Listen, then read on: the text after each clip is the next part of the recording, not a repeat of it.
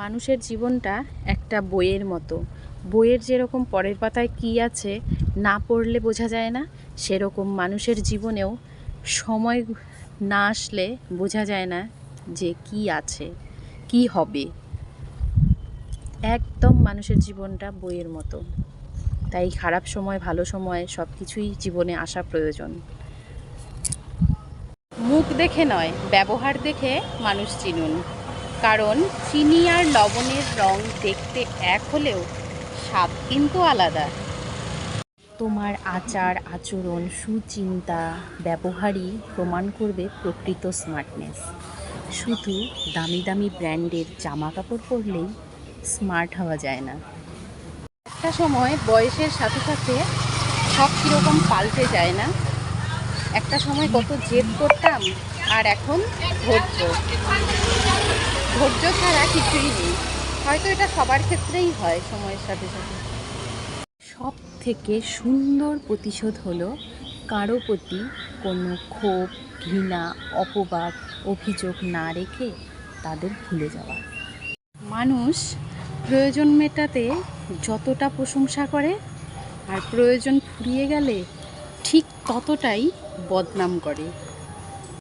মানুষের জীবনটা একটা অজানা বইয়ের মতো। পরের পাতায় কী লেখা রয়েছে সেটা কিন্তু কেউ জানে না। Friends, good morning. তো দেখো, আজকে আমি এত সুন্দর একটা জায়গায় বসে রয়েছি, পুরো নিরিবিলি, আর একদম গঙ্গার ঘাট, এত সুন্দর হাওয়া দিচ্ছে। সকালবেলা মেয়েকে স্কুলে দিয়ে এসে এখানে বসেছি, এখন ঘুম পেয়ে যাচ্ছে। আর এই যে গঙ্গার হাওয়া এত সুন্দর দিচ্ছে, আর গঙ্গায় একটা লঞ্চ ভেসে যাচ্ছে, খুব সুন্দর লাগছে। দেখো তোমরা কতদূর কি বুঝলে জানি না, তো খুব সুন্দর লাগছে ভিউটা, অসাধারণ। তোমাদের কেমন লাগলো অবশ্যই বলো। দেখো কত সুন্দর নিরিবিলি। যতদিন তুমি দিতে পারবে, যতদিন তুমি সব কিছু মুখ বুঝে সহ্য করতে পারবে, ততদিন তুমি খুবই ভালো।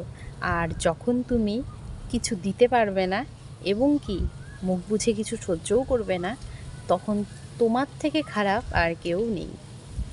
এখন যারা খুব বেশি একা থাকতে পছন্দ করে, একটা সময় তারা খুব বেশি মিশুকে ছিল, খুব বেশি মানুষকে ভরসা করতো, ভালোবাসতো, বিশ্বাস করত। টাকা এমন একটি জিনিস, টাকা থাকলে মানুষ কেনা যায়, আর টাকা না থাকলে মানুষ চেনা যায়। জীবনটাকে তৈরি করো লবণের মতো, কারণ চিনিতে পিঁপড়ে উঠলেও লবণে কিন্তু কখনো পিঁপড়ে ওঠে না। মিষ্টিতে মাছি বসে, লবণে কিন্তু কোনো মাছি বসে না। তাই লবণাক্ত হন, তাহলে অযোগ্য মানুষগুলো দূরে থাকবে। গুড আফটারনুন বন্ধুরা। তো দেখো আজকে আমি কোথায় বসে আছি।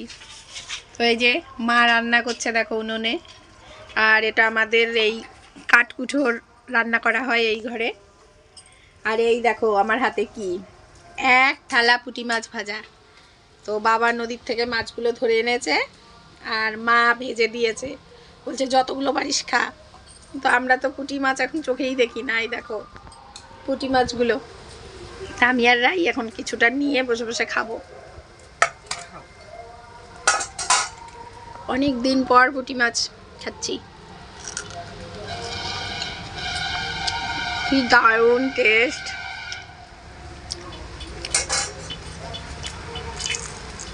হেভি হেভি খেতে, হেভি। মা রান্না করছে। আজকে কি রান্না হবে মা? আর মাছের ঝোল, মাছ বাটা করব। আজকে মুড়ি ঘন্ট হবে, মাছের ঝোল হবে, আর কুমড়ো ভাজা। যারা নিচু মনের মানুষ, তারা সব সময় অন্যের দোষ নিয়ে কথা বলে, আর নিজের দোষগুলো চোখেই দেখতে পায় না, কারণ তারা ধোয়া তুলসী পাতা। নিজেকে এগিয়ে নিন, তবে মানুষকে ঠকিয়ে নয়, কারণ মানুষের দীর্ঘশ্বাস খুবই ভয়ঙ্কর। মাথায় তেল দেই, তেল দেই, মাথা ব্যথা, बैठा।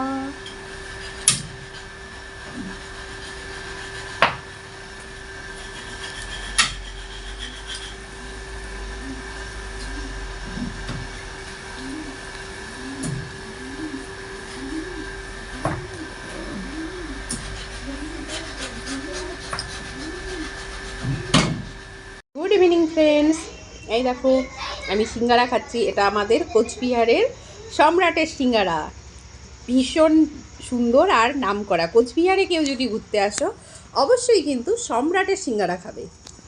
একটা সিঙ্গারা 10 টাকা, ঠিক আছে? দামটাও বলে দিলাম। হেব্বি খেতে। বাদাম মটরে ভরপুর, আর ভেতরে আবার একটা পনির। মর্নিং এভরিওয়ান, দেখো এখানে কি সুন্দর রোদ্রে দাঁড়িয়ে আছি। বাড়িতে এসে ঠান্ডা লেগে গেছে। আর এই দেখো কি সুন্দর শাক হয়েছে আমাদের এখানে। তো মা আর রাই শাক তুলছে আর আমি হাতে নিয়ে দাঁড়িয়ে রয়েছি। কি সুন্দর শাকগুলো, উফ, একদম বাড়িতে কোনো সার ছাড়া, একদম জৈব সারে, শুধু গোবর সারে শাকগুলো হয়েছে। এত সুন্দর হয়েছে, দেখেই মনে হচ্ছে তুলি। তো রাইও শাক তুলেছে। রাই দেখাও, শাকগুলো দেখাও। আজকে শাক খাবে? রাই আজকে শাক খাবে। এটা বলতে পারবে এটা কি শাক? Good afternoon. দেখো আমি এখন বাড়িতে এসে পাখা লাগিয়েছি, উড়ু উড়ু করে উঠছি। আর এত সুন্দর রাস্তায় ঘুরতে কান্না ভালো লাগে। তো ভীষণ ঘুরছি, অনেকদিন পর বাড়িতে এসেছি, মজা করছি।